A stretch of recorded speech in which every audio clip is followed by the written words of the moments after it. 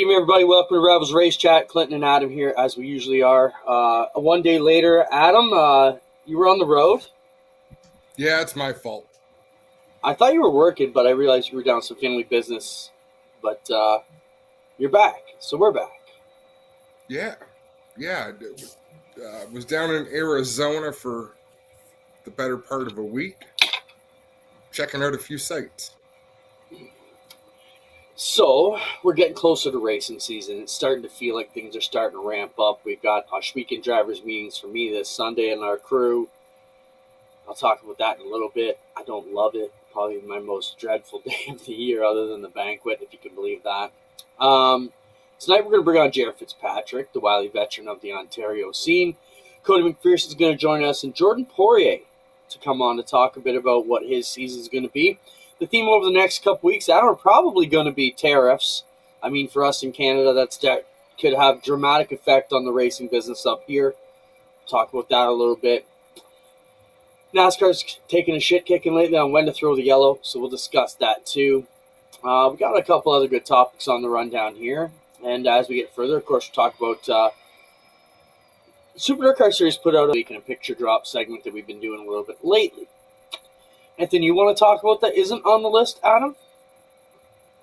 I'm sure it'll come up, but the funny thing is when you talk about NASCAR and we talk about the finishes, is it controversy? Not really. It's just talking points. You know, when it illustrates a couple of points.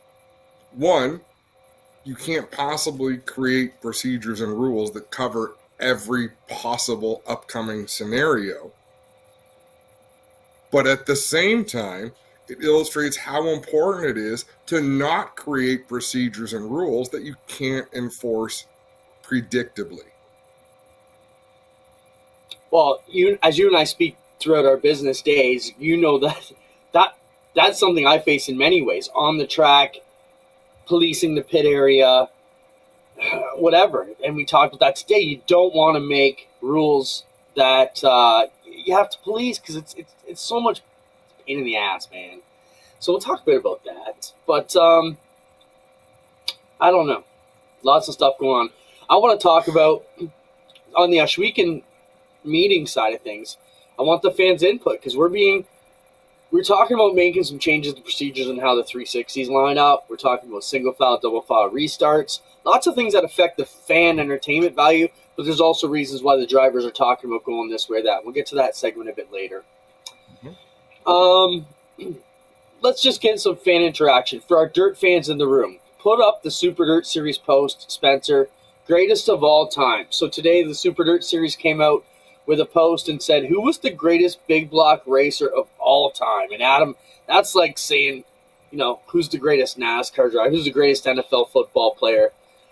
Who do you think is the greatest modified driver of all time? So I know guys like Fran are going to have something to say, probably the Erskines, any of our other dirt guys out there. So who do you say, Adam, was the greatest modified driver, big block of all time?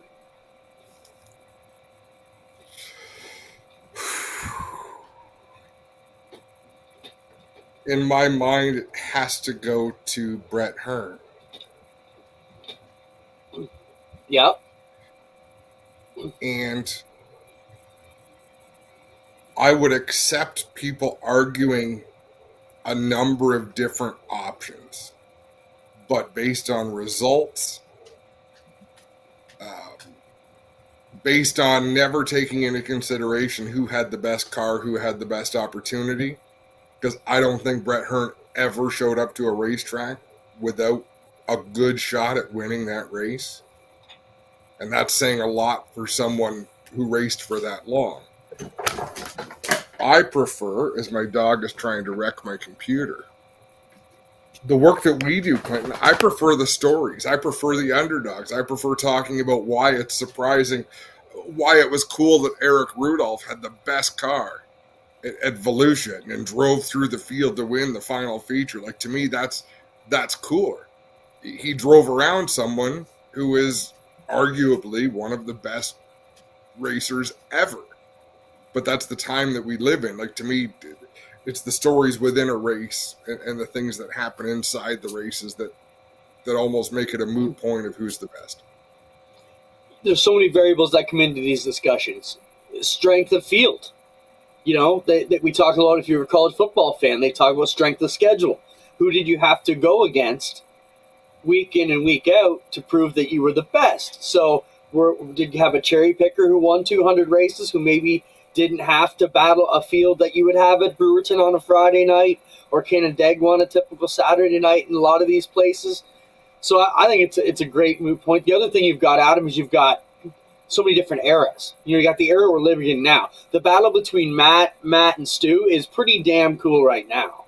That you have three drivers who are very dynamic, who are pretty much the class of the field on many nights. You've got some other close drivers who are in that mix, like a Eric Rudolph or a Peter Britton. I put in, Yankowski lately.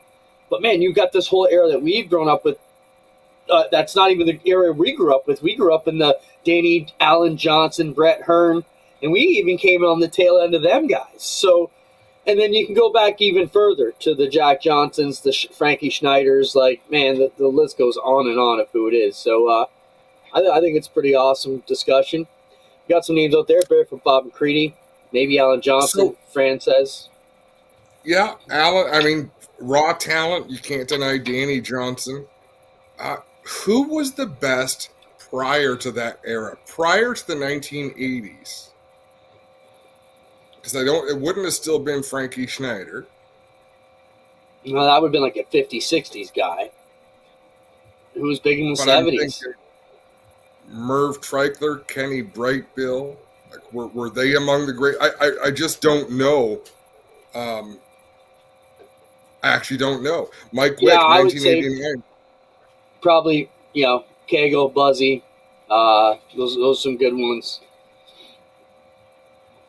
Pretty wild. It just goes to show. I think someone was saying, I think maybe our buddy Bob Miller said, whoever went out and beat Kegel, because Kegel was the king, was the one who was ready to step up in that next era.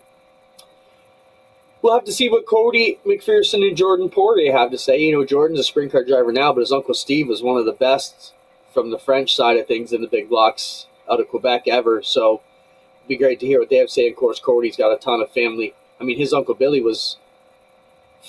could even still be number one on the Dirt Sportsman all-time win list, Billy Willard. I don't think he got overtaken. Still is, but he was for a long time. Yeah. Dancing in the dark over there. Johnny Romance. I got to bust that because his wife said it one night by the fire, and you just don't picture JR when you see him in the pits as a romantic Johnny Romance. So who would have known that JR stood for that? Did you know that, Adam?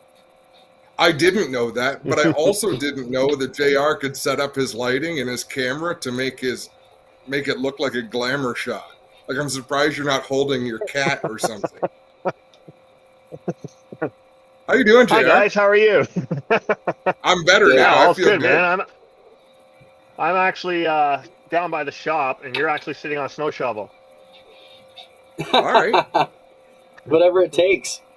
Yeah, that's right. JR, so you're up and down all over the place. You're racing this, you're racing that. What would you say your main focus for the upcoming 2025 season would be?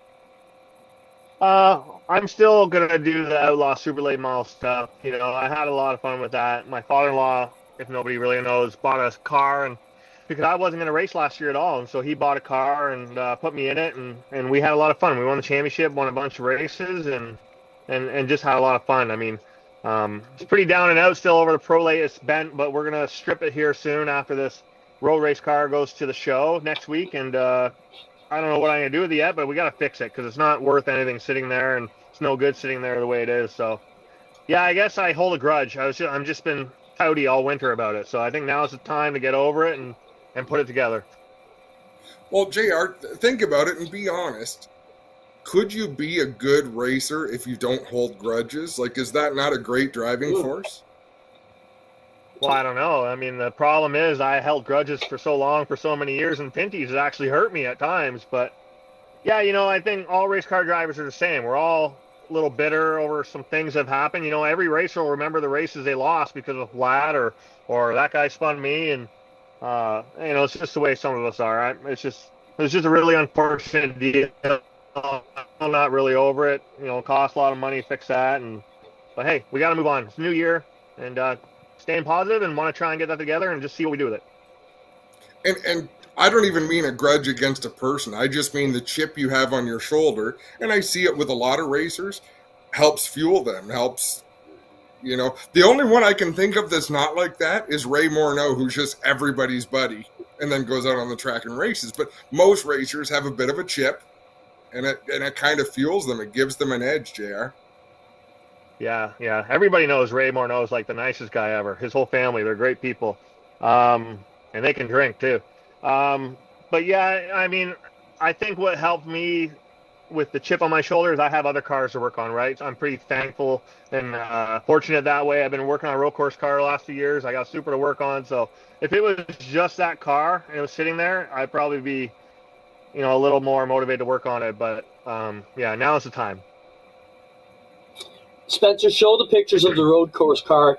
JR, tell us a bit about this car. We know it's kind of been a pet project for you for seems like about a year now. Picking away at this car, what was it? What is it? Where are you going to race it? What's the plan with it? It looks like the dream late model that every late model racer would build if the rules would allow it. So tell us what it is and where it's going. Yeah, it was so during COVID. I was on Instagram and I was just scrolling. I wasn't driving. I was in passenger seat scrolling, and I found a picture which really looked like the interior of my first ever late model when I was 14. The Woods family from St. Thomas had it. Anyway, I asked him. He's like, "Yep, it's mine." And anyway, they said it's scrap, like it's in pieces. So I thought it'd be cool at the time to buy it back, put a clip on it, put it all back to how it was as a Restro late model, and just go play with it. So I did that, steering box, all that on it, and it was together. And then finally, I'm just like, well, I don't know what I'm gonna do with it now. Like, you can go V8 race it or something like that, but I kind of got bored of that. And a friend of mine, Danny Bois, actually is like, hey, you need to go road racing again. So I'm like, man, this be a perfect car. So we hacked half the front clip off, put a rack on, all the road race components and oil tank, all that stuff in it. And then I kind of had an engine, a Cascar Pinty's engine at the time, and then a bad deal fell through it. So it's actually been 3 years I've been working on it. And then thankful for the Klotz family here in Cambridge. They lent me an engine, and it's the car that I drove at the V8 stock race and won with a Delaware. So it's my first ever pro late model from 2000. I didn't start driving it until 2003. Donnie Thompson took it to New Smyrna every winter with my dad and ran speed weeks with it. It's a Camaro clip car, still has Camaro clip on it. What's left of it anyway. It's pretty act up, but yeah, it's just a cool car. It's got a lot of cool stuff on it. It's fast, and then I found a McGonigal super late engine for it over the winter here. So it's got, by the time we're done with it and the good carb and all that, it's got about 670 horsepower, weighs 2,500 pounds. So yeah, it's not just a little side project anymore. It's the real freaking deal. That doesn't surprise me one bit, JR. The things that don't start off as something serious. And I remember those. So those were years that I was down at Speed Weeks. I watched Donnie drive down there. I remember having some fun conversations with your dad down there. It's amazing how you can tie so many memories together, how something can bring that all back. Why the number 44? Oh, because of you, Adam. You and Connor are 44, aren't you? And Connor are 44, aren't you? Connor is number 44. Yep. So yeah, I'm glad we could have that effect on you then. So I Where's actually it going to wanted race? 84. What's that? Finish your story and then tell us where it's going to race. So I was going to be number 84, of course, but unfortunately, there's a gentleman there who's been racing forever. He has 44. So that's how I'll go for number 14. It's taken. Number 4 was taken. So the only other number I've ever been was the 4, and it was 44 when I first started junior Cascar in 97 and 98. So why not put the 44 on? I've always liked number 44. I was going to be 44 in Cascar before 84, but I believe, I think his name is Marv Wilder. I don't know if you remember that name, Adam. He was number 44. So I've always liked 44. It's always been a really cool number. It's just something to get used to, You've been 84 forever, so yeah, I think it looks good. The car looks good, and yeah, it just looks like a glorified late model now. And Yeah, I mean, the hood scoop's something to get used to, but I mean, I really love the car. It's not a perfect race car. Like people will see it at the show next week, but it's just something that we tinker with. All my crew guys have had a big part of it, and it's just something for fun. And like I said, it's taken 3 years to build it, and yeah, now it's a V8 stock winner. So now we just got to try and get it to win on a road course, and yeah, it'd be really cool. Where are you gonna race it, Jr.? What So series? So maybe if the fans want to follow.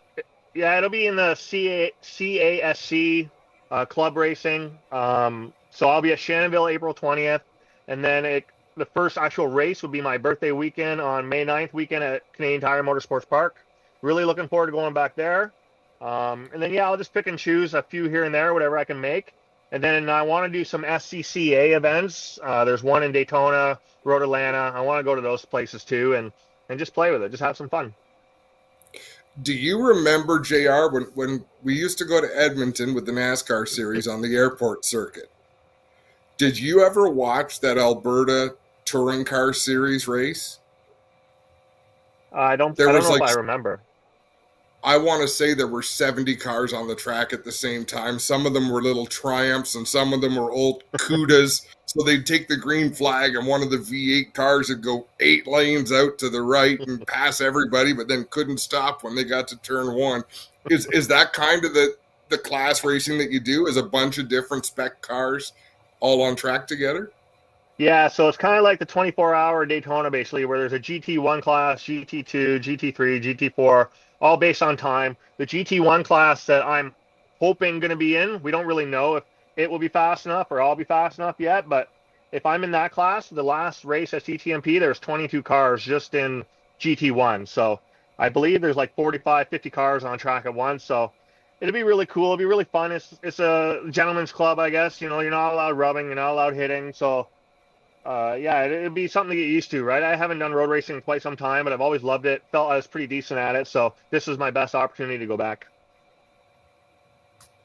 Jared, let's switch to the business of racing. There's a lot of threats with the tariffs. We're talking about that. It's probably going to be a theme coming up here on this show for the next few weeks as we talk about trying to get ahead of it and anything like that. Have you guys in your shop done anything to maybe buy things early or get ahead of your game so, you can maybe save if that does get implemented?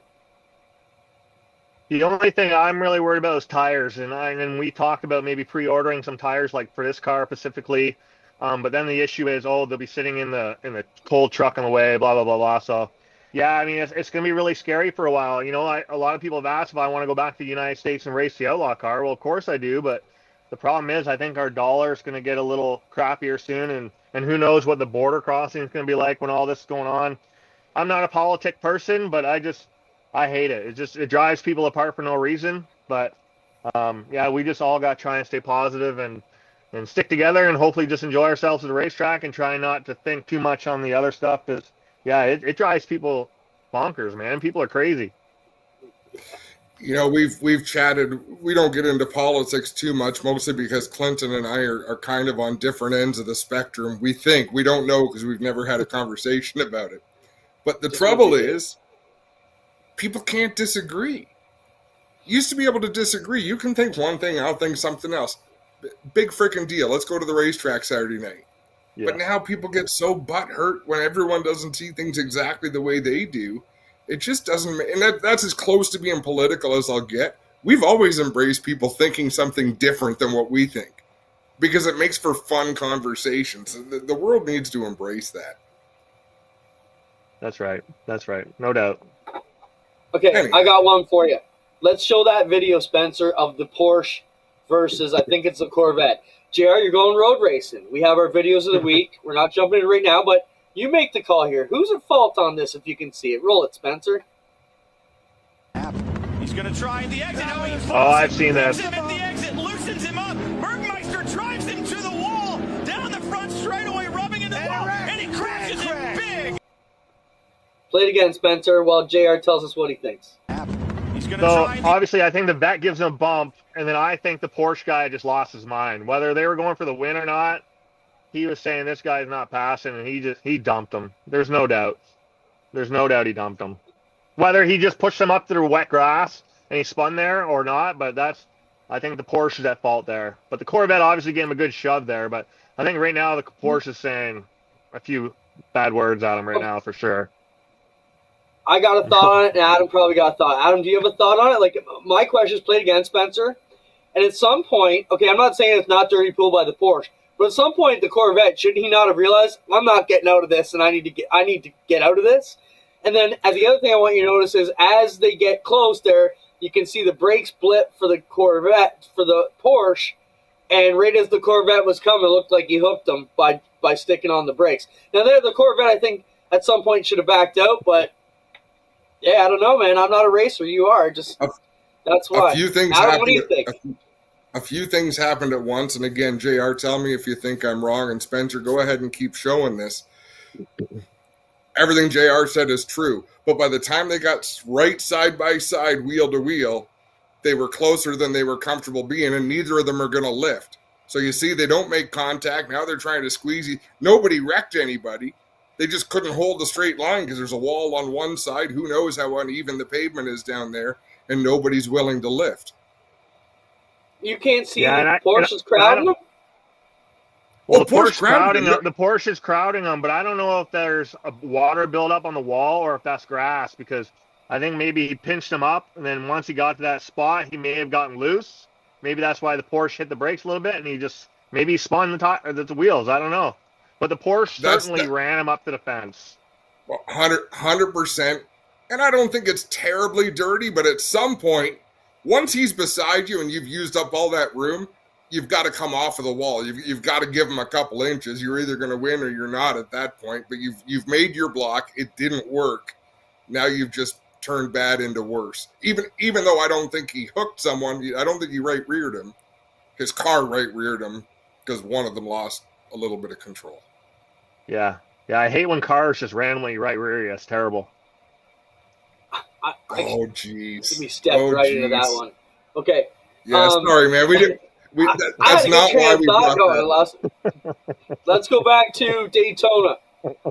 Eric Jones. The yellow comes out. He doesn't win. Then later on in the week, they let the race go, and he does win. And then where are we on this, JR? They need a bit more consistency with the Cup Series. I don't know if you followed. I'm assuming you did because it was Speed Weeks. And if there's any race that all of us we watch are those races, your thoughts on that? So I got to think for a minute. I think it was the NASCAR Pinty Series as well as APC.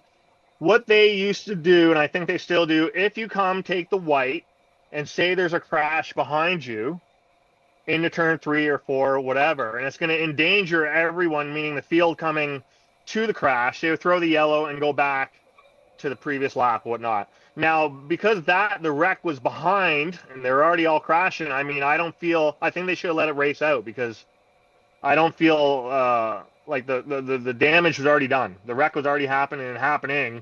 Well, top 10 or 12 cars, whatever was up front there, they should just let that race play out, because the inconsistency is really hurting the fans, and for me, I don't care. I enjoy watching, but a lot of people are upset about that. Now, what happened in Atlanta, I still think they should have let the leaders race that out as well, because it would have been cool. I'm not a host of our fan, but it would have been cool to see him win and a smaller team, because he would have won, because he had a good drive there.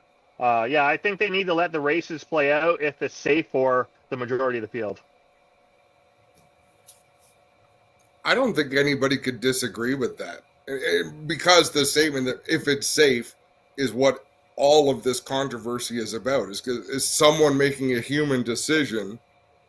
The trouble is we have the benefit of 25 camera angles and replays in slow motion for days on end afterward, but it happens in real time, and it's a human that has to push the button or call the yellow. So it is a tough spot to be in. And Clinton, like you and I spoke about, and JR, tell me if I'm wrong. Can we leave it up to the drivers to do what's the safest? No. Okay. I'm glad we're on the same page. So I had a driver call me, and we were just talking about everything, and this came up. And they said, why don't you just let them race back? They're all through it. And I agree that the top 10 or the top half of the field, remember, you got guys out there that are half a lap behind. You got slow guys that are coming to this 4 or 5 seconds after the mix. It's bad. And there was actually a video came up in my YouTube feed And I can't remember what it was. It was like the 1960 summer at Daytona. The front end of the car got cut off, and he got hit, and the guy died instantly. And it's just it's one of those things. There's a back marker coming through. So, just one of those deals. But again, Jared, always good to have you on. So you're going to be in the car corral at Motorama, I guess, so people can come out and check out your car. And do you have any specific times and days you're going to be around if people want to come by and chat? Yeah, the car will be there all weekend. We're going to drop it off on Thursday. I'm probably going to start hanging around a little bit on Saturday afternoon because it's pretty cool. Fast Eddie Raceware puts on the Race of Champions, so we get to go collect a cool plaque. So I'll hang out for Saturday, and then I'll probably show up a little later on Sunday to pick the car up. So, yeah, I guess I'll be there like 4 o'clock on Saturday, and if anybody's got questions about the car, or they can send me a message. Like I said, if you see the car, it's not a perfect race car, but it's beautiful. It's been a lot of fun, and I hope everybody likes it as much as I do. Hey, just one last question, JR. How did you guys make out in Florida? You went down there with the family to get some treatment. Yeah, no, it was good. We it was a good trip. I mean, I don't want to get too emotional about it, but hopefully it works well for Emily. She's pretty strong. She's nonverbal, but you see how much it's going to help her, and we'll see. We'll know more in a few weeks. You don't want to make me cry on here, Adam. Well, I don't not want to make you cry, but I do want to, I commented on the post on Instagram. You got the whole racing community pulling for you guys, and a lot of positive vibes going out your way. Yeah, and I appreciate that from everybody. Yeah, she's a tough little girl, and like I said, we're just trying our best to make her, have a better life. That's all. That's awesome. Right on, JR. All the best, man. We appreciate your time as always. It's great to have you on. We appreciate you giving it to us straight, and we talk to you lots. Perfect. Thanks, guys. See you soon. JR Fitzpatrick, everybody. Make sure you check out his gorgeous car at Motorama coming up, not this weekend, but the following weekend.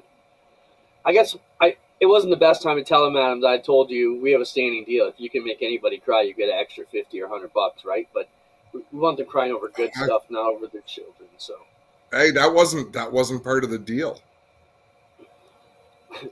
Let's bring it on, Cody. Tears are tears, and $50 is $50.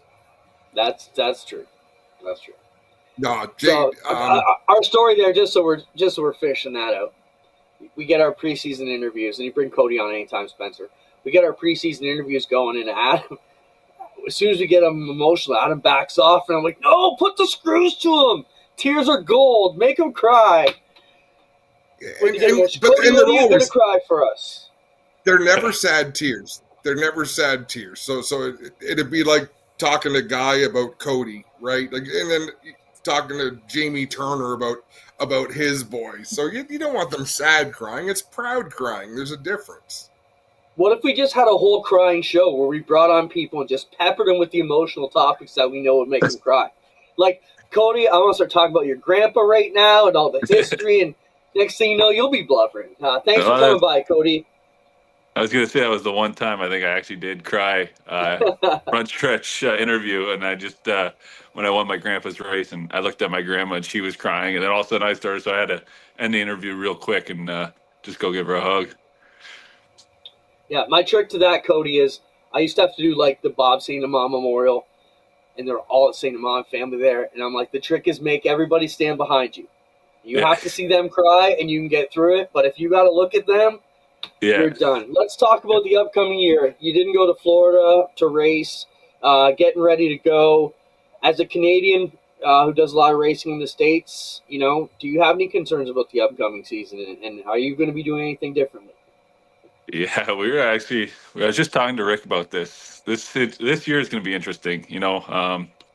There's a lot of people who are already pinching dimes and pennies to get to the racetrack, and it's just getting so expensive. And now with these tariffs, if that happens, or by the sounds of it's going to happen, and everything going up, I don't know how guys are going to do it. I'm pretty fortunate that I've had sponsors with me since I was racing go-karts. So I've had them forever, and luckily they come back. But I know there's a lot of teams that, don't have many sponsors, and I don't know how they do it, because I know even for me with all that help, it's still tight. So it's going to be tough, but we'll see what happens.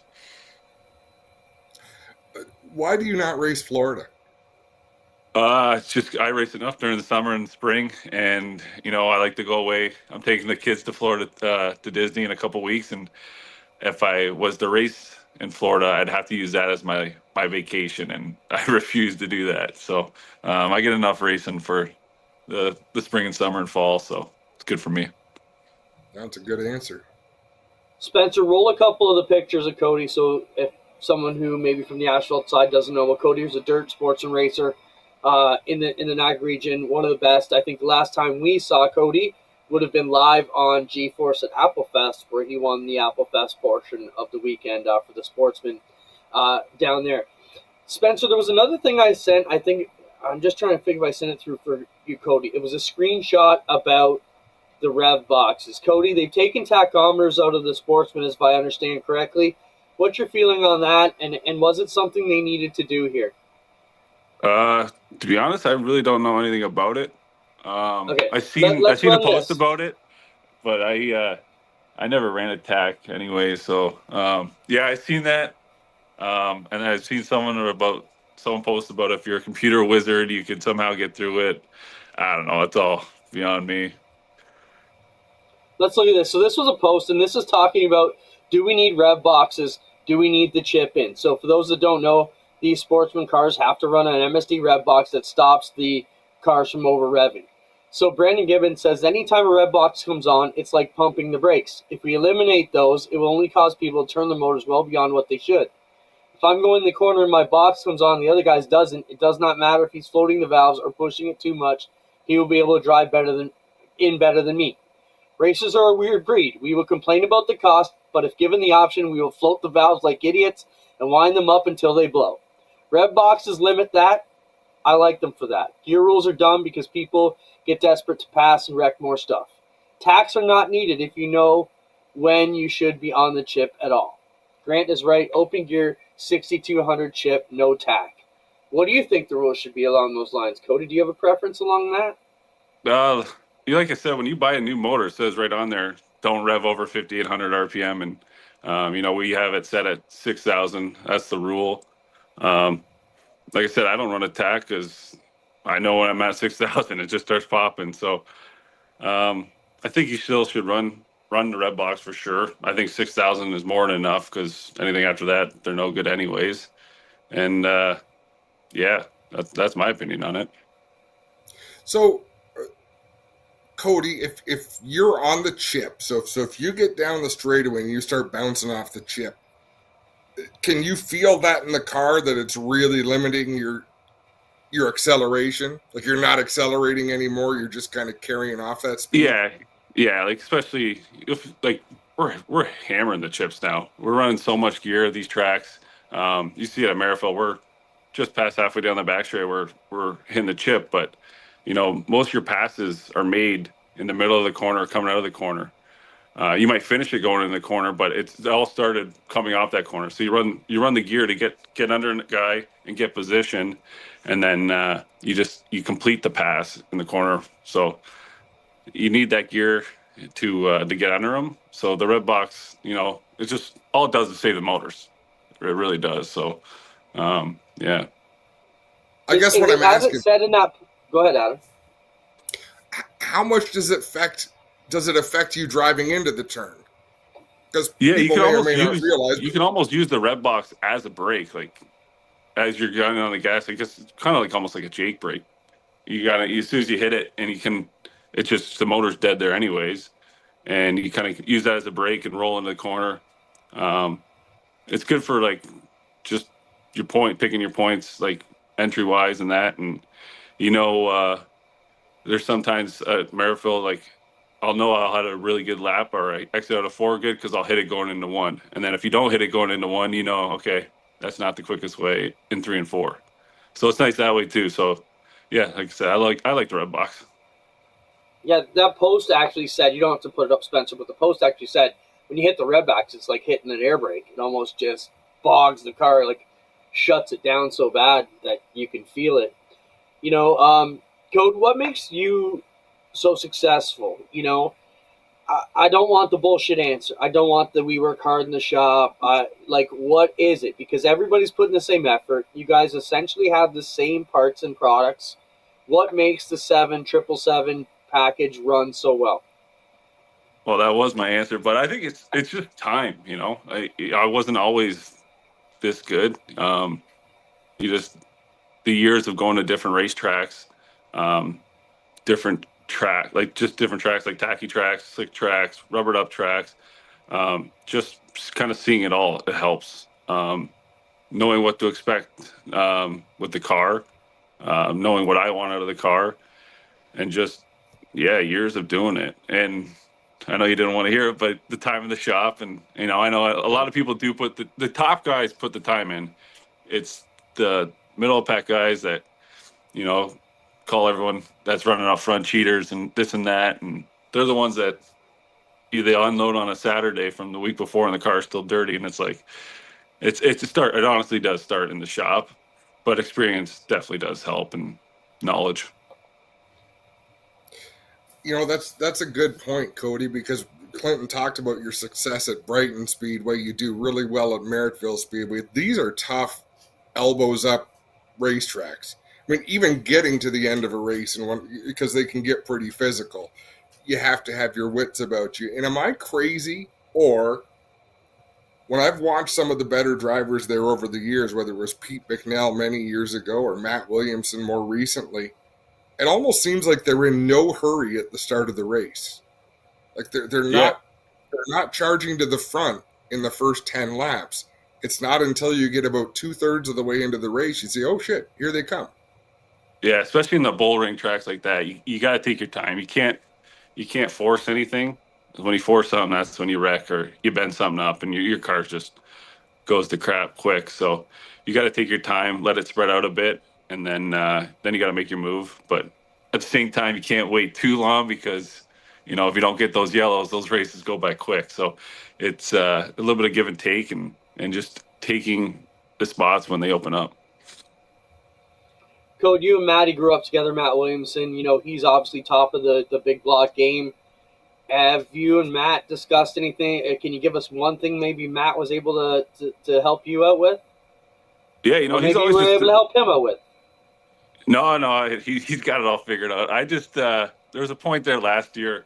I think it was September, and we've had a lot of success the past year, and we're kind of falling off a bit and hitting a snag, and we were out having a couple beers actually, and he said, "Well, why don't you just bring the car to my house and we'll go through it," and that's what we did, and we found some small things, and that's all it takes. It's a couple small things wrong with the car, and that could take you from race for a win to struggling for a top 5. So he's always good just to have if you have something going on, just to give a call to. And like I said, he's seen it all, he's done it all, he's raced on all the tracks. So he's a good sounding board to throw ideas off of, and just get some information from him.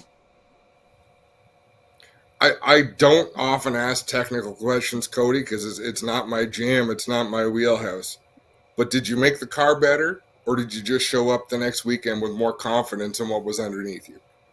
I think we made it better. We made it a little bit better. But yeah, and then that's too. It's just a second set of eyes looking at it, and it does give you the confidence, knowing that the car is perfect. So then, as a driver, you're like, well, I don't have that excuse to use, so I better go race good tonight, because if not, it's on me. So. Cody, last question we got for you before we turn you loose. Appreciate you coming by. It was put out by the Super Dirt Car Series today. Greatest big block racer of all time. You're a student of the dirt game. You grew up around it. Many generations deep now. What are we going on? 5 generations in the family by the time your kids get behind the wheel? So who's the greatest? Greatest big block racer. It's tough. I think go back to I was always a fan of Danny Johnson, especially at Rantsville. Being a kid when the moat was like 6 to 8 feet deep, and he was right into it, and he just always put on a show. So I'd have to say, for me personally, Danny. But there's so many of them, and today's day of age, you got Stewie, Shepard and Maddie, like those three put on a show every time. And yeah, so, but for me personally, it would have been back in the day, Danny, would just watching him rip around, and he would do things no one else would. I can't argue with that one bit. Cody, thanks for coming out, man. We appreciate you stopping by and wish you all the luck this year. Have a season at least as good as you did last year. I appreciate it. Looking forward to get back to Schwiegen early this year. I saw that, so that'll be good. Right on. Thanks, Coach. See you soon, bud. Cheers, guys. Thanks. One of the best to race the dirt sportsman cars in recent years, Cody McPherson. Appreciate him joining by. Next we'll go to our French friend, Mr. Jordan Poirier. We saw a lot of Jordan during the pandemic because he raced up here with the Knights of Thunder 360 series. Two-time champ, I think, of that series, weren't you, Jordan? Got to go to Bristol and actually be part of the truck race down there, which was cool. Jordan, welcome back, man. I think you definitely made a lot of fans down this way in those couple of years, and people still love to see you run good. How are you doing, my friend? I'm good. Thanks for having me tonight. Right on. Let's talk about your upcoming season. You know, lots of opportunity coming. You're the reigning and defending ESS champion for the sprint car. Spencer, throw that slide up so people can see what Jordan does. And for our pavement fans, Jordan racing out of Quebec, racing in America for a lot of the races with ESS. You know, talk about your season first off last year before we dive into, where we're headed for 2025. Yeah, last year was kind of a weird season. Like we were never good. We were never great. We were just good. So we were getting podium top 5, but just never seems to get away with a win. And then the more the season was going on, we couldn't find a win. And like at that point, it was like, are we going to win one at least? And then after that, we had the Quebec swing, that two racetrack that we know a lot. So we won at Drummondville, and then after that, the championship was pretty much luck. We seemed to have the confidence back with that, and at some point in sprint cars, sometimes you just need a little bit of confidence and be ready to go. So after that, we were able to secure a third championship. So that was pretty wild. Jordan, I want to go completely a different direction because we're having fun with this tonight about the greatest big block modified drivers of all time. I know you're a sprint car racer, but modified racing does run in your family. You're in one of the hearts of modified country down in there, Quebec. So I want to make it a two-part question. Who was the best big block modified driver of all time? And who was the best Quebecer to be able to go and beat the Yankees? Oh, dude, for the Quebecer, it's impossible for me to not go with Steve. Like I was when I was young.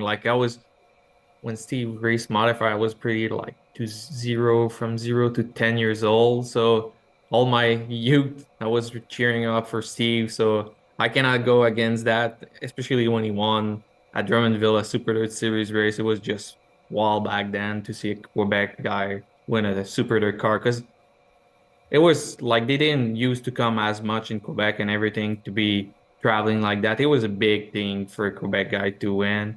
And for the best big block guy, I gotta say, Brett Hearn. I feel like he was just that good back then. Like when he was showing up somewhere, he was just winning like 50% of the races, pretty much just like Shepard do right now. So yeah, I gotta go with those guys. Let's talk about World of Outlaws coming to Canada. You do have a 410, if I'm not mistaken. How excited are you to get the Outlaws back to Schwiegen and Cornwall, two tracks that you've had a lot of success at with your 360s? Do you feel good about your chances to roll with the 410s in May at Schwiegen and Cornwall? Yeah, I'm really excited by that. Like all the 410 races are so far away for us to go. So to have three on racetrack that those guys, they don't see as much as we do in New York and Ontario. So I think it gives us a slight advantage. Those guys are crazy good. Probably they can show up wherever they want and be great. But I think it's different kind of racetrack for them. And but it just to bring back Outlaw in Canada is just slam dunk home run to have them there. So especially 2 nights at Ash Weekend, I was too young back when they did go, so I'd never been around enough to see them. But just to be running a 410 around Ash Weekend must be crazy. So I cannot wait for that. That's for sure. It'll be hell of a week with Ireland in Ransomville and Utica, and then going back and forth. But yeah, it's great to have 410 race. I'm all for it. So I'm ready for it. Hopefully we can win one. It's no, it's great. It's great. Especially Cornwall too. I'm so happy for Ramon. Ramon has been great for yes, sprint car racing. So I think, and it's an hour and a half from my house, so I'm sure people back. is there enough seating at Cornwall to I accommodate the people that are going to want to come to that show? There's no way. There's no way. There's only two road to get to Cornwall. It'll be packed at like noon. That's for sure. It'll be packed. It'll be wild. It's a short track. It'll be if it can be fast. It'll be wild racing. That's for sure. I hope Ramon's seeing this because he calls me and we both shit our pants talking to each other, worrisome about the dollar and is this going to work out. So he's going to be very happy to hear you say that it's going to be crazy there. So I think Adam wanted to ask you, but we didn't get it. So you're playing a racing. For those that don't know, there's Osh Weekend Wednesday, Thursday with the Outlaws. Then there's the high limit at Ransomville and Utica Friday, Saturday, and then back to your home area for Cornwall on Sunday. You're going to be able to. It looks like you're going to string all five together. Yeah, yeah. There's not enough for 410 race in New York to and Canada to miss one. That's for sure. It all depends on engine and everything if it goes well. But like by the book, I want to race. I want to do all of that. Adam, I got to follow up. Jordan, how does that affect the ESS schedule? Is it out yet? Are there any overlaps? Are you No, giving up anything to do this? there's no overlap. ESS doesn't. They race a little bit in April and they don't race as much as May.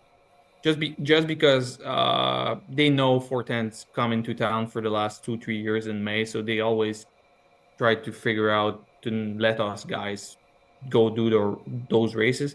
And I think it's great because they know like me, Danny, Jason got one. Pulley used to Pulley when he used to race had one. So all the top ESS guy got a 410. So you don't want to be going against your own group. So I think it's a great move from ESS and great move for sprint car racing.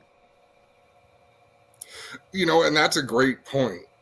It's in ESS's best interest. It's in all of the sprint car racing promoters in Quebec, Ontario, New York to embrace this and try to ride that wave. How competitive can you be, Jordan? I don't know. I felt like we ran really, really good in 410. Like we almost won a Western PA race in Leonardville last year. We led like 15 laps, finished second to AJ Flick, which is he's 20-time champion at Leonardville. So we were really good. We ran good at Bridgeport. With Ironman, we struggled a little bit. When the Outlaw came to Weedsport, we ran 7, which is awesome for us. Ashweekend is like my dark horse. It's the only track I cannot find a win. I cannot do anything. I just wish maybe 410 Racing will get me back somewhat better at this weekend. So hopefully that's good. Cornwall, I've been pretty good. I won my first sprint car race at Cornwall, so maybe we can win our first 410 Racing at Cornwall too. I think it's funny to hear you say you struggle at Osh Weekend because all those Osh Weekend racers, when they see you come to town, like, oh shit, here comes the 28, and at all the other tracks, you got them covered. So it's good to see you, Jordan. We don't want to keep you too much longer, but we are going to follow your season. Anything else? Any other messages you want to get out while we got this platform? No, but I'm happy to see the people that can see that we've had a lot of Osh Weekend race on our schedule, a lot of Ontario race. We've partnered with Glenn this year, so we've been happy to manage our schedule a little bit to get back a little bit more in Ontario. last few years after the Knights of Thunder, we haven't been able to travel as much in Ontario as we wish we could be. But I think this year we've managed to do a nice schedule. I think we go like 5 or 6 times to Ash weekend. Hopefully we can get one and get the GSR chassis in the victory lane. Right on. Right on, man. We'll be watching. We look forward to seeing you early in the season, and I have a feeling we'll be talking a little bit more when you come out. You're going to have success. Yeah, we hope so. We hope so. Thanks, Jordan. Have a great day. Thank you, guys. Another guy a lot like Dylan Westbrook, and so humble, so kind. It's tough to be anything anti Poirier right now. He's just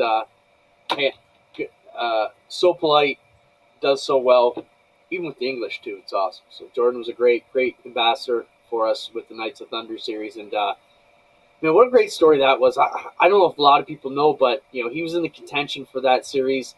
His hauler broke down.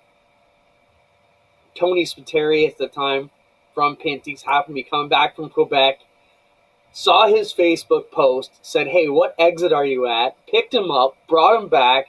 On the way back, they were able to get the Turners to bring in a backup car to save his season. Like, just awesome racing story right there. Like, hey, I'm on the, Exactly. That's the racing community that we live in, and we can sit here and bitch. Clinton, you and I can bitch at each other about each other. It's what we do. We've done it for a long time, but at the end of the day, we would be there for the other person. We would be there for the people who were in our circle, wherever they needed us, whenever they needed us, to get them to the races, to get it goes well beyond racing, but just because we don't call on each other all the time doesn't mean we wouldn't jump at the opportunity to help somebody. And I don't just mean each other, the people that are in our sport, our racing family. It's a special connection. This is a good segue into our next little mention, Adam. We got one of our racing family members going through some trauma and another one that just lost their dad. So, first off, roll the Get Well Soon segment if you can, Spencer. I'm not sure which picture you're going to show up first, and we'll talk about it. So, we got two of our guys. We lost Dave Silverthorne Sr. This week, and he was a fixture at Delaware. And then there's a picture of Dave Silverthorne Sr. Our Ashweekan Dirt fans may know his son, Dave Jr., because he won the Thunderstock race there. There's a good picture of both of them, and that's obviously Flamborough, a place they spend a lot of time. So our heart goes out to the Silverthorne family. Adam, I know you knew them better than I did. You want to make a mention of anything? No, just condolences, Clinton. When we talked about it earlier on, Dave Silverthorne, when I think about Delaware Speedway and then the people that I've seen there over the years, he was one of the fixtures that was just always there, always around, always recognizable, maybe because he had silver hair as long as I knew him. He had that same look. He was an imposing figure, but just one of those people that you always saw at the races. Cool looking Pontiac there. Condolences to Silverthorns, of course, and all their racing friends and family. Another one who's having a bit of issues, our good buddy Dave Gainforth from the Oscar world. If you watch G-Force TV, Dave basically partnered up with APC and United Racing Series, and he ran the Oscar parts. Dave had an issue with Volusia. They found him unconscious at Volusia during Speed Weeks. Dave is now back in Peterborough in stable, but critical condition still. I believe that's where he pulled up the post, Spencer. I got a screenshot there. And maybe not critical, but he's stable anyways. On behalf of Dave's family and closest friends, they want to express their appreciation for the overwhelming love and support. Appreciate the care and concern. They're grateful for the healing prayers. We know that Dave, it means the world to Dave, and we know that many are in his corner cheering for him to make a full recovery. It's a wonderful reminder that there are good people in the world, particularly in the racing community. As Dave's recovery progresses, we will continue to share details. However, in the meantime, they basically just want you to let Dave get better. So thoughts and prayers go out to Dave, a good guy. I mean, I've had some good relationships with Dave over the years. Always a hard-working dude to keep his series alive, and it's a thankless job. What Dave went through all those years in the battle with the supers, and he's been through hell. But hopefully, Dave gets a full recovery and gets back to the tracks. Think about this. it is hard to get a division of race car off the ground, Clinton, and you can attest to this with crate sprint cars. Even though it blossomed and exploded and went well, you know the stress, you know the strain of making that happen. Dave Gainforth has done that with multiple divisions of cars. He might not have created all the divisions, but he put the brain trust behind it and the faith behind it to make things happen, to really create some phenomenal racing divisions. You know, Oscar super late models, the Oscar hot rods, other divisions that he put in there. He took them dirt racing, took asphalt cars dirt racing, and made that work. So I don't think Dave's given enough credit for what he's done for short track racing in Ontario, and yeah, I could say that too. I think the hot rod division has been amazing. And look how many old chassis it got out that were basically headed for the scrap heap because they weren't up to date. They didn't fit any rules. It's so awesome to see all this get together and all these old bodies. I mean, what a great... It kind of grew alongside the crate. The crates had a head start a few years, but those... Right before the pandemic, I would say those were the two fastest growing divisions in Ontario, were the crate sprints, the Oscar hot rods. So good to see. I think they still are. You know, the hot rods have been a little bit segmented. You know, some at Sunset, some are still touring, but I still think they're a great draw, a great class, a great concept, and obviously the crate sprints are in the same boat.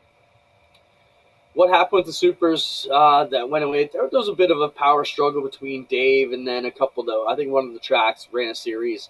It just kind of broke it all apart, and it was a struggle for drivers, and it just kind of went away, and now it's the Ontario Outlaw Super Late series, but Dave has nothing to do with it. So let's change gears, unless you got something other you want to add to that, Adam. No, not really. No. Were you smiling about the spatula comment? I was. Can't wait to see the spatulas work. We're actually going to have a naming contest for those apparatus on the Case IH tractors. And it's just, you know, the people who do it don't love it. The sponsor doesn't like it. And here's my problem. The fact that the sponsor doesn't like it makes me want to talk about it so much more, and I can't, because that is the wrong thing to do, because they are a big supporter of the track, and what they want is what they should get. But the inner devil in me just loves the thought of talking about. So here's my challenge to all of our Ashweekan people. Surely there has to be a better, more entertaining name than Spatula that we can all get behind. So we are going to have a social media naming contest before we get to the season to pick. We got two of them. We got to name them.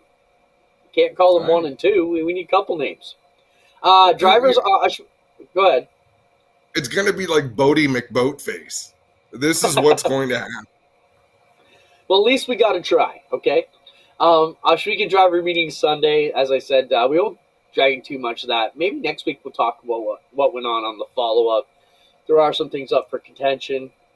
Single file, double file restarts with 360s, new lineup procedures. There's been some proposals we'll talk about and see where we end up after Sunday's meeting. There will be a vote, so maybe we can have the vote live on the show. No, I'm kidding, but we can definitely talk about the options. And we also want to get some chatter going, and we're so appreciative of the people that come in week and week out and comment throughout the show. We really do feed off it. But we need to work harder getting people to participate. Whether we're going to come up with segments, Clinton, or something, I want people to have the confidence to say things. People like Alvers who will just disagree. I don't know if he does it for the sake of disagreeing or if he does it because we actually have differing opinions on every topic ever. But I love it. Say his name. What's that? He does it because you say his name. That could be, but I mean, Cam Thompson just chimed in. Dale Shaw has been in here tonight, chatting it up. JR has had nights where he's been in here, but so have a number of fans, people who pay to come and watch these drivers, and that's always been, Clinton, what drives us is to keep that connection between the people that pay to see it and the people who are the stars of the show. and we can kind of mix them up in the same bowl and interact. Cam Thompson just said Bert and Ernie. Is he referring to us? I guess you'd be Bert and I'd be the Ernie, but that's weird because I'm the angry one. I don't know. Oh, the spatula. Spencer just coming. He goes, he's talking about the spatula, dumbass. The two names would be Bert and Ernie, not us. Okay? I get it. Yeah, that's what I thought he was because I was going to bring that up. We can actually give them physical names. Hey, happy birthday, Cam. Oh, Cam's Nick, legal in America. Nick Erskine. Forward. Respectfully, no. Nick, you know I love you. You have better energy for racing than most people ever. We need to do away with 4-wide salutes. Not more 4-wides, less 4-wides. They'll probably get two. The Art Hill Memorial and the Nationals. Those are your two 4-wides for your class. But having said that I think your idea is terrible in every way. I appreciate you coming on and sharing the opinion because differing opinions is what makes things fun. And I watched Volusia just about every night during Speed Weeks. And I'm like, oh my God, the 4-wide again. Why? Just drop the green flag. I want to watch them race. Yeah. How about the Atlanta truck finish? Stuart. Show what you got there, Spencer. If he had Busch at the end. What a recovery. Stewart on the outside there. Kyle Busch, on the bottom. Making a run at it. It looked like Bailey Curry ruined it. Yeah. Like, come on, Stu. Now, he got penalized in the last pit stop for this. He went from tail to this. Whoa, show the finish picture, Spence. It was so close. And regardless, obviously he didn't win. He lost it by I think it was a few thousandths of a second. How much confidence does that give you? Race number 2 of the season. And he even talked about that. Like, even getting one win is going to propel them to more. It's going to be the catalyst that they need to really get after that. And I'm pretty pumped up for him. Yeah, I was listening to the radio. If you have the NASCAR app on your phone, you can listen to the scanners. And, they did get a penalty for pitting out of the box. It's so interesting to hear. They appealed it at him because they jumped over early, but they didn't get the connection. So they had to go back and look at the video and say, hey, wait a minute, we might have been over, but we missed it. Until he was in the box, they still said, no, to the back you go. And he had to come from about 20th spot on the last caution. Drove through everybody to get done. So friend of the show here, friend of all of us, Stuart, did a great job. Good back. And you're right, Adam. What a confidence build after the last 2 seasons he's had in the trucks. Let's go back to the start of the show and what I said to J.R. Fitzpatrick. I absolutely meant it. When you put a chip on a race car driver's shoulder, you make them a better race car driver. You put someone to the back for a pit road violation, you have now pissed off a driver, put a chip on their shoulder. Just stand back and watch out. I don't disagree. Albert says Chester and Spike. No, that's not bad. Let's show the other part of the video of the Atlanta deal. Did you see this with the kitty litter? Play. So this is. Oh, I love the Fletcher Fox gets booth really here. thick up front here. So they got all the trucks here. They just blasted in. Windows. Wait for it to get to Kyle Busch and Grant Enfinger's truck here. Yeah, right here it gets thick. Oh, yeah. Oh. It's like a desert. There's Grant. There's Kyle. Oh, yeah. Now there was chatter about kitty litter and I'll never have a cat from Kyle Busch's radio. But here's the big thing, Adam. They showed a close-up of this, and we don't have it because I didn't send it to Spencer, but there was you could see the sand all right on the top of the windshield, right at the hood cowl. Now, all these are leased from Ilmore engines. Now, roll that video again, Spencer, and tell me what the executives at Ilmore are saying as this is going down here, and they are pouring sand into $5 million worth of race engines here because the idiotic cleanup crew. Unbelievable. And it can't be good. All that sand down in the intakes of these trucks. It was just insane to see that. Woo! Woo! All right, let's do the picture drop first, Spencer. What we got for some cool pictures here. Okay, how about this? Our friends at Epic Racewear getting on board. You buy a suit from the folks at Epic, they will pay your registration for your APC Late Model Series, Dayco Superstocks, or Oscar division. So make sure you contact the folks at Epic Racewear and get your free registration if you're one of the United Racing Series teams. Appreciate that. We're going to have Dan Bailey on to talk about something. I'll talk about suits here in a second. How about this? This is a sprint car fan with this tractor road grader. Love it. What else we got? This was something, Adam, we don't need to really discuss it too much. I found interesting. MRN, so race fans, meet the NASCAR Racing Network. NASCAR's Motor Racing Network and Speedway Motorsports Performance Racing Network have announced the creation of the NASCAR Racing Network. So this is basically radio broadcast by the sounds of it. They've merged them together, and they will be rolling under the NASCAR Racing Network banner. You know, it's funny you say that, Clinton. And I try not to be critical of racing announcers because it's not the easiest job. It's not the hardest job. It takes some practice, but everyone has a different style, and I try to be respectful of that. But I listened to the races, and it was Performance Racing Network that had the broadcast for Atlanta, and I was really disappointed. They weren't telling the story. Like I couldn't. When I hear Dave Moody and Bagley, and when I hear the MRN crew call a race, I can picture it in my mind, right? Yeah. It's so exciting. It's so vivid. And it was just a real struggle with this crew. And they're good commentators. I mean, Pat Patterson's one of them. I mean, people that have been around. And I just thought, I can't picture it. Like you're just naming a bunch of names, but you're not painting the picture for me. And it was driving me mental. Because I wasn't near a TV, so I had to be listening to it. We'll have to pay attention for that. Keep your eyes open for the NASCAR Network. What else we got, Spencer?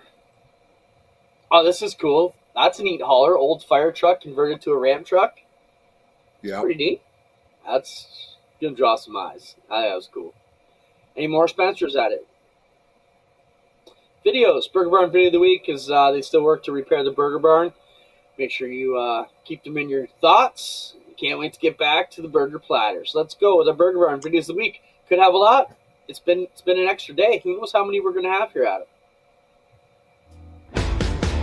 How about these new body panels, Adam? They're always sheet metal, right? Look at these flexible things. I think that's awesome. That's a great idea. Don't know what it's made of, but they're awesome. It said they actually come with a coating on it that vinyl will stick to. Could be a game changer for modified, dirt, late model, all those guys. What else we got? Okay, I was trying to figure out, is this AI or not? Spencer, chime in on this. Is it a racing game? Is it AI? What do you think? Maybe it's too blurry, we can't tell. But it was so dramatic. Play it a couple more times. Look at the people there. I think it's real. But the way that car I think it's real. Just the way the car takes flight, and look at how lucky that dude is. A couple more times, Spence. Yep. But the people up on the balcony, look at they're moving, drinking their beer. But that that half second almost makes it look like it's a video game. Look at how lucky that guy was. So what happened, he hit the other barrier and it just turned the front end of his skis. And he was off. Right here, hits that and it drags it and just, oof. Okay, let's move on. Pretty wild. We do have some wild wrecks in today's version of the videos of the week. Climbing into the car to run the laps at the test are your first laps. Yep. Describe your emotions. This is Cleus McFarland, if you watched this last week. He's like, you don't have to lift, I was like, damn, this is awesome. And, when that thing's singing 7,400, 7,500, yeah.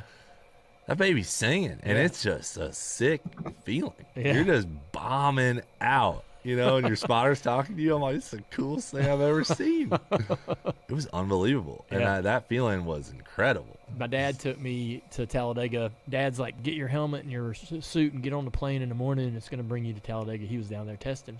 but pull it out on the racetrack, and I'm going down the back straightaway, and he told me, he's like, got to hold it wide open. You got to hold it wide open. I don't know how it sticks. Like, I'm looking at the turn 3 way out in front of me going that way, and I'm like, how does it stay? You know? Yeah. I would say that ripping Daytona is like a significant step above all other driving experiences I've had. He definitely made an influence. If you don't know who Cletus McFarland is, Garrett Mitchell's his real name. He owns Freedom Factory in Florida. Great story. He had a Dale Jr. download. The whole thing, I watched most of it. Just a great introduction. Great guy, great ambassador in motorsports. And I would watch that. It was good, real good. For all there's a ton of things that I don't have a keen interest in watching, and I don't know why, but when you take someone from outside of the sport and mash them into it, I've got such huge my respect for Dale Jr. is growing all the time. What I like about I was never a big. Go ahead. Sorry, I didn't know you were going there. I was never a big fan of his when he was racing. But since then, watching some of the projects he's worked on, watching how proud he was of what they did in Daytona, he saved the 8 spark plugs out of the engine from the 500. He's never going to get rid of them. It's like a little kid kind of energy. And here's someone who's been at the pinnacle. Look at other people. Wayne Gretzky, Barry Bonds, Emmett Smith. Look at all these former people that were at the top of their game. Are they the ones who get you the most excited for their game? Not really. Wayne Gretzky turned to selling wine and doing his own classy gentleman from everything I can see. How often does someone go from being at the top of their game to promoting the game more than they ever did when they were involved and loving it harder than they did when they were involved? So Garrett has been great. His story is amazing, how he made it off YouTube money. And then he bought Freedom Factory right as COVID hit. They thought they were tits up. That story's just great, how it went through, put all his eggs in the basket, and then it went away. It's just a cool story to see him rebound to where they are today. What else we got, Spencer? Hold it straight. On you, push it. Hold the brake. Hold the brake. I can't see you. You okay? Stuck. Fine. Need a push. 10-4. Need a push. Let me get with the official. Is it junk, Kyle? I can't see. I haven't seen anything on TV. I don't know. They have that air jack system. If you've got flats, you can have them jack it up with the air jack. Yeah, we're working on it. We don't know what we're doing. There's no air in a bottle.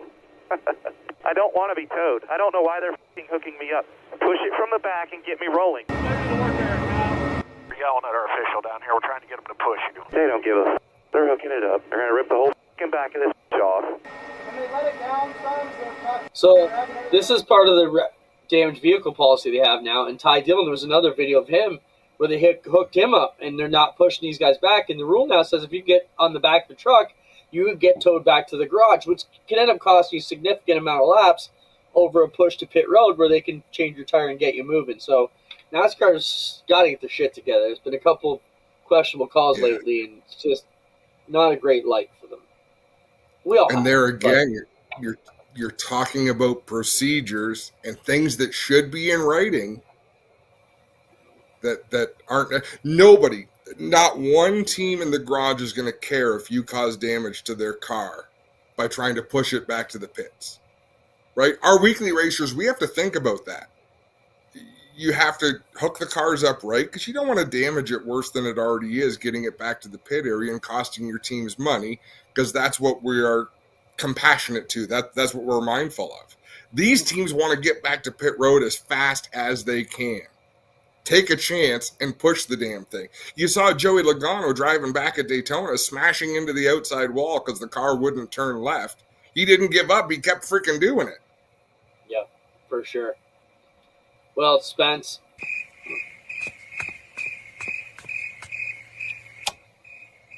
Good.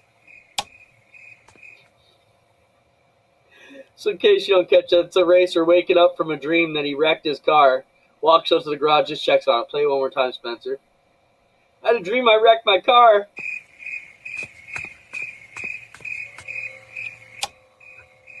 Good. I just thought it was funny. Keep him coming. Weekend off. He is fired up here in the number 22. Oh! Reed launches! We got trouble! Chad also. And once he loses Watch traction. this thing, Buck. Look at the area he's got. And look at Chad. Hits the downside. Fortunately, hitting me, Chad Reed is back on the motorcycle? Chad Reed's awesome. Supercross, should we be saving some of these for next week? No, we got an abundance. We got a couple more minutes. We are wicked overtime. Spencer's owed 3 extra hot dogs at least. Let's go. 3 more videos.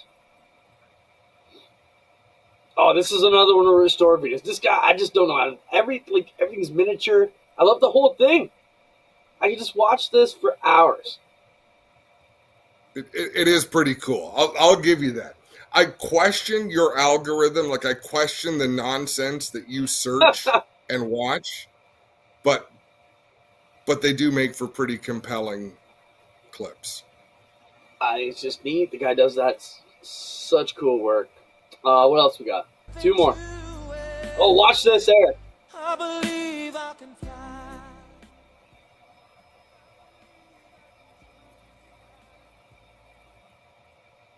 Oh. Show it one more time. How high and how far does that truck fly? It needs to generally.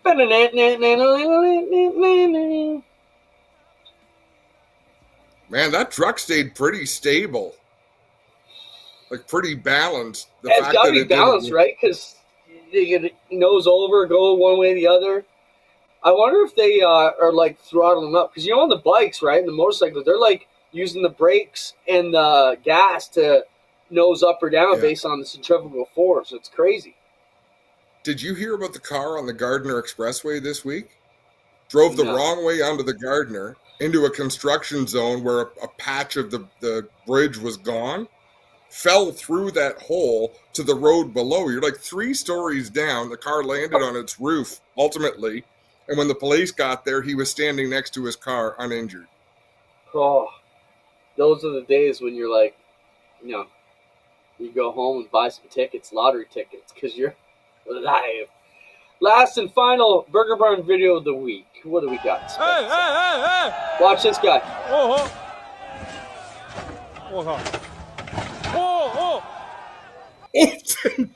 The car. I figured he was going to fall clear of the car. No, he gets booted by the car.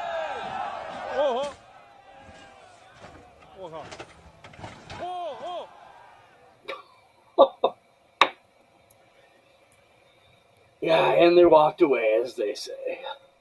We were way over time. See what happens when you're a day late? We're a half an hour late on the clock.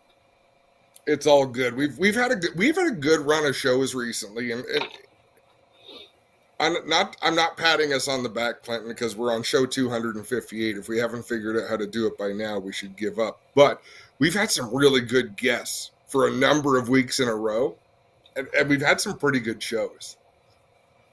I think we need to talk about what happened this afternoon. Yeah, I was just going to bring it up. Spencer, you might want to pay attention to this. So Adam and I got talking. He calls me, usually show day around after work, 4 or 5 o'clock, and says, what's the plan for today? Well, today at 4:30, we had nobody on the docket. We start thinking, well, that's a good story we want to talk to, and seems to come to us every day. In fact, Joe Robinson loves the fact, he thinks it's hilarious that we don't plan things weeks in. It's like the day of. So today we're talking about topics. I says, I got some topics in the dump account. He says, what dump account? I said, the dump account where we send all the videos every week. I go, you just don't participate. Well, here I looked, and he wasn't. Adam wasn't on the group, Spencer. It's me and you. And I thought all this time Adam was just an uncaring dickhead who didn't pay attention or didn't contribute. And there he was sending everything to the wrong mail account. And all this time, I have thought, you know what?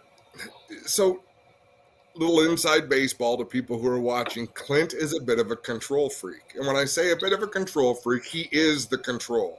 And he is a freak. And whatever, you either put up or shut up, right? So it's to the point, you know what? Have your control. He sets the rundown. he used to value my input, and I used to give input. And then all of a sudden it stopped. Like, nobody asked for my thoughts anymore. Nobody passed ideas through me. Hey, do you want to talk? Because we used to, for the first 100 shows, 200 shows, there was good collaboration. I just thought, you know what? If these two assholes just want to do it themselves, I will show up, put on a smile, and do my job. And listen, surprise me with topics. I don't need to know what you're going to talk about. That's fine. Come to find out today, this dumbass thought I was in the chat. I thought I'd been blacklisted, but I'd still get invited every week to be a co-host. And yeah, okay. So next week, Adam can provide all the videos of the week. Let's see how that goes. We could do I am a bit of a shows. control freak. I am. But in my defense, even if you were in, you wouldn't have given a shit. You wouldn't have looked. I would look. I enjoy it. I enjoy the back and forth.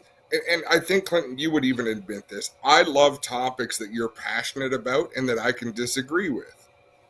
Because it makes you're better at arguing something that you're passionate about.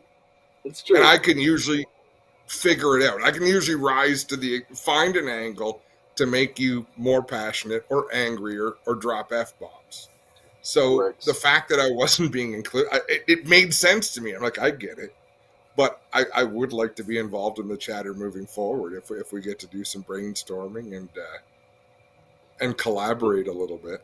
I think it was when we were fighting last September that I voted you off the island once and for all. I'm like, he's out! But we're back to being friends again, so you can come back to the group. Good show as always. That. Spencer, we appreciate you immensely. He's got a big summer coming up, and he still has to put up with us every Tuesday. Motorama, not this weekend, the weekend after, so we'll be talking about that. Adam and I will both be there. I'll be there all weekend. Adam will make an appearance when he feels he wants to. Probably on Saturday. But thanks, everybody, for coming by. We're a bit over time, but we appreciate you hanging around. Want to thank our guests, Cody McPherson, Jordan Poirier, and J.R. Fitzpatrick. Yeah, one Christmas. Don't worry. We're getting into the season. It's always going to be a battle. It's always something to fight about. All right. Thanks, everybody, for your help. See you, Spence. See you, Adam. Thanks, everybody, for hanging out with us. As always, we appreciate it. We'll see you next Tuesday.